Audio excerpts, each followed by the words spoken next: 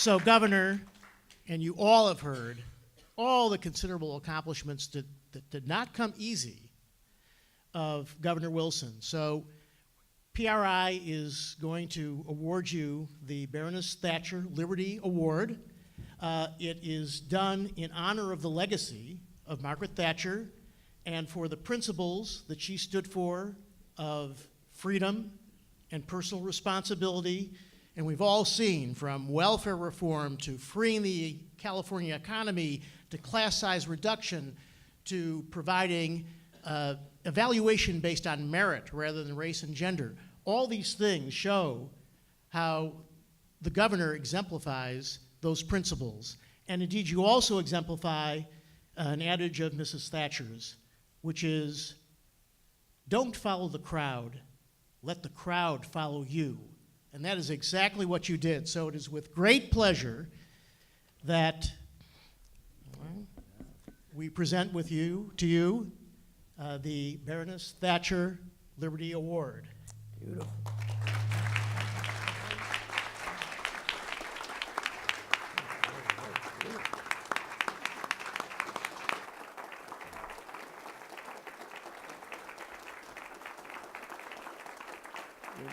We missed the cue for Margaret Thatcher's photograph. When we said Margaret Thatcher, we're supposed to do it.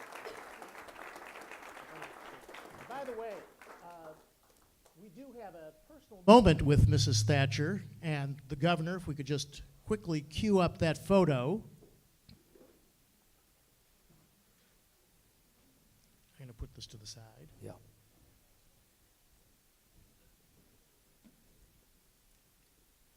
And if we can't cue up the photo, that's okay too. Yeah. Well, Governor, why don't you make a formal acceptance of a well-deserved award?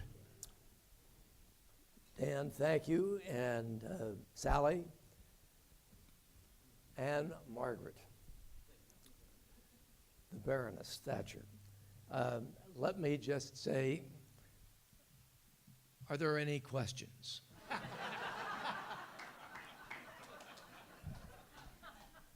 I mean, I feel as though I should simply stand up here and let you gaze upon me for a while.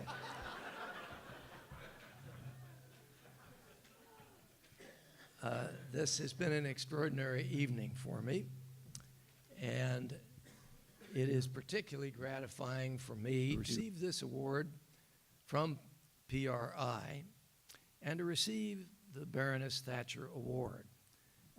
There is a photo.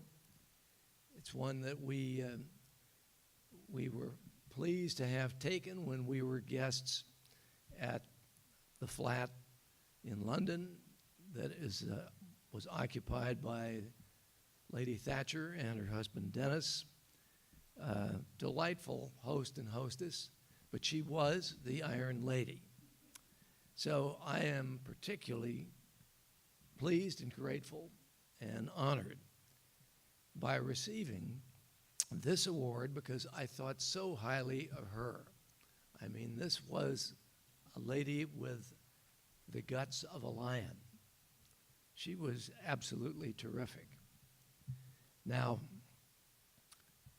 I am deeply grateful to all of the people who have spoken so generously tonight.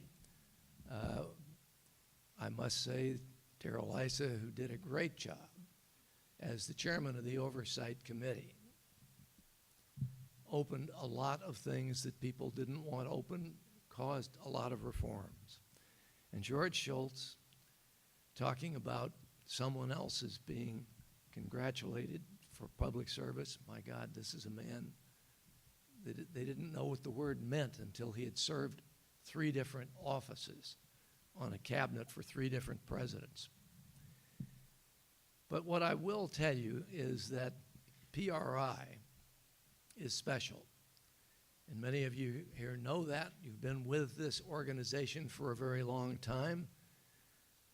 Many of you know Howard Leach, who became our ambassador to France during the George W. Bush administration.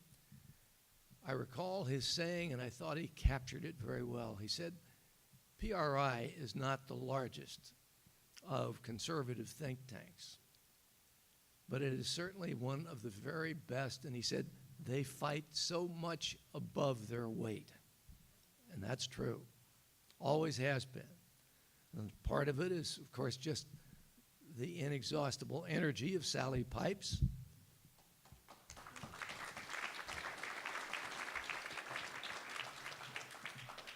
And the great staff that she has put together. And I must say that it is special to me because he was right, and it just keeps getting better.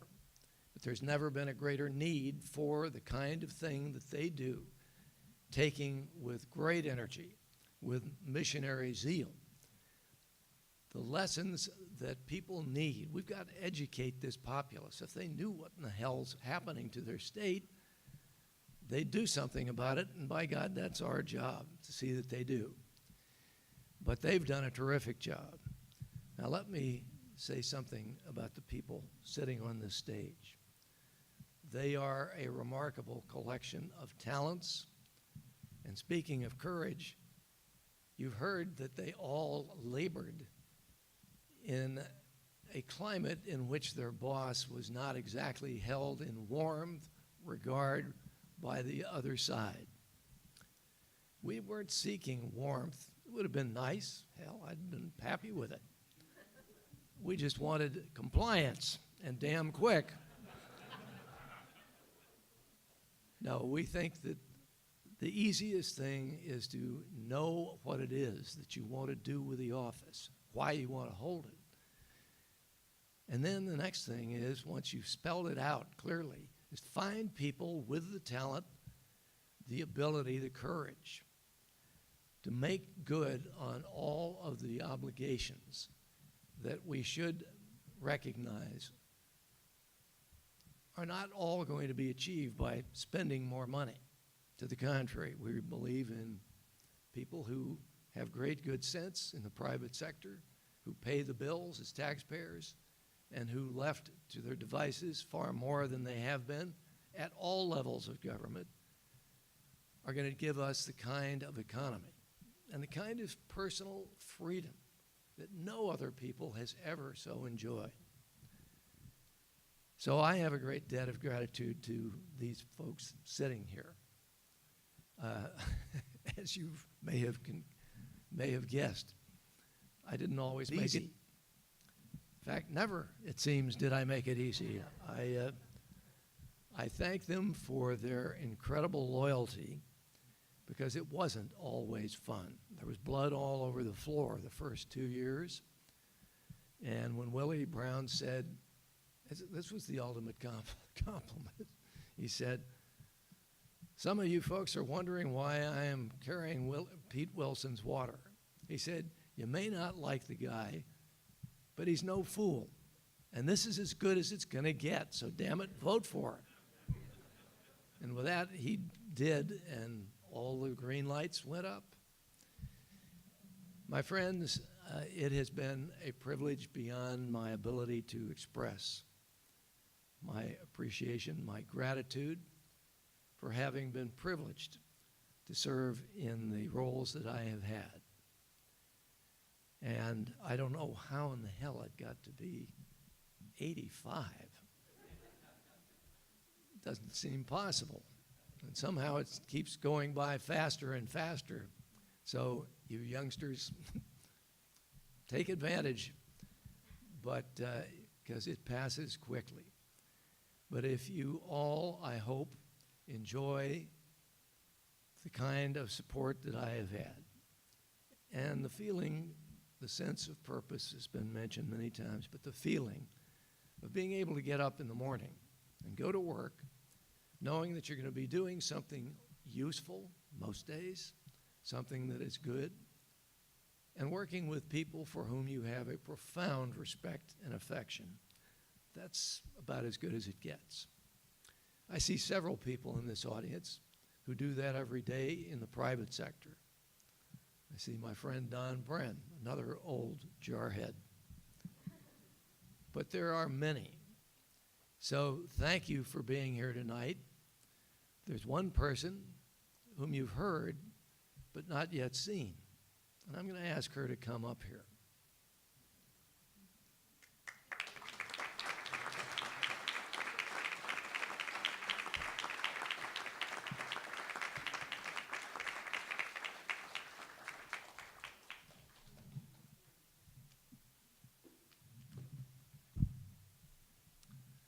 Now, this young lady is not just a pretty face. She has been quite accomplished, and there's quite a bit of steel in her soul. When she has decided that something needs to be done and that it should be done, it gets done. And one of those things was that in my last year in office, she said, you know, there's a state summer school for math and science.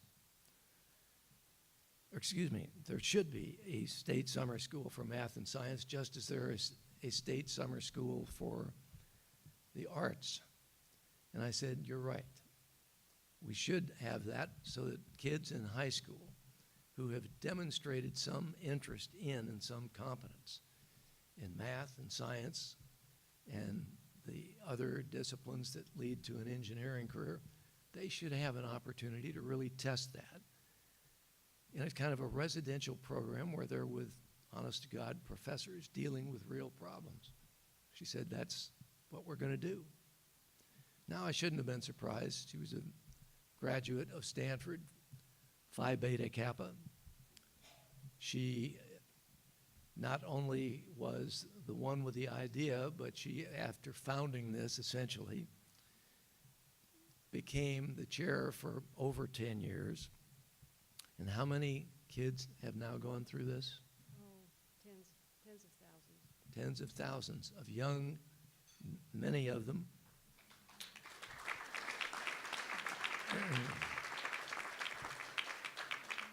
Many of them who could not afford the cost of the residential experience at one of 4 UC campuses have had their way paid by people who have contributed to what is called Cosmos.